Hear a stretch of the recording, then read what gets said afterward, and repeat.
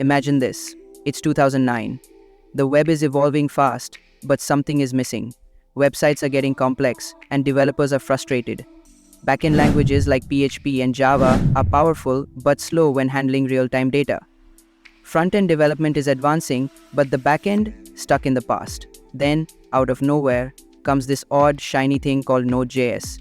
At first glance, it looks like just another JavaScript runtime, but soon developers realize this isn't ordinary. It's fast, blazing fast. Suddenly, JavaScript isn't confined to the browser. It breaks free, smashing down the barriers between front-end and back-end. The result?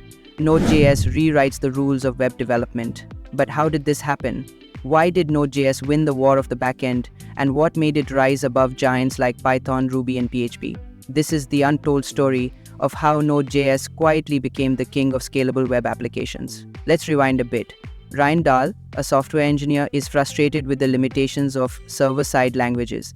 He notices how slow Apache servers are at handling multiple concurrent connections. Traditional servers create a new thread for each request, eating up memory and slowing things down. Ryan thinks, what if servers could handle thousands of connections asynchronously without blocking? Inspired by this idea, Dahl takes a bold step. He leverages Google's V8 JavaScript engine, the same engine that powers Google Chrome, and builds Node.js. This wasn't just a technical decision, it was a philosophical shift. JavaScript, a language once mocked for making pop-up ads, suddenly becomes a serious player in the backend world.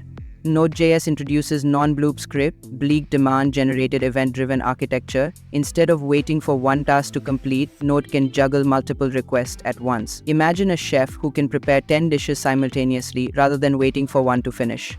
This efficiency becomes a game-changer for real-time applications. Now let's talk about scalability. Companies like LinkedIn and Netflix are facing growing pains.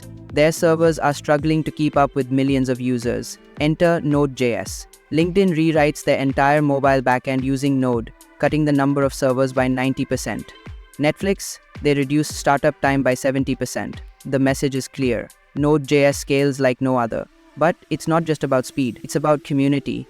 Node's ecosystem explodes with NPM, the Node package manager. Developers can share and reuse code with ease. By 2016, NPM hosts millions of packages, making Node the most popular framework in the world. Node.js doesn't just stop at web development.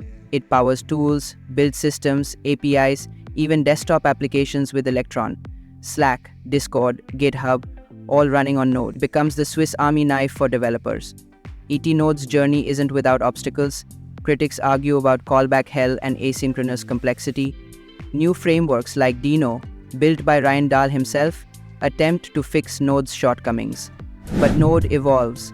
With async/await, it simplifies code, silencing critics and keeping its crown. Today, Node.js dominates. From small startups to tech giants like Microsoft and PayPal, Node powers the modern web. It's no longer just a runtime, it's a movement, a testament to how one frustrated developer changed the landscape of the internet. So next time you build a web app, remember, behind every line of JavaScript, there's a story of innovation, persistence, and a little thing called Node.js that reshaped the web as we know it.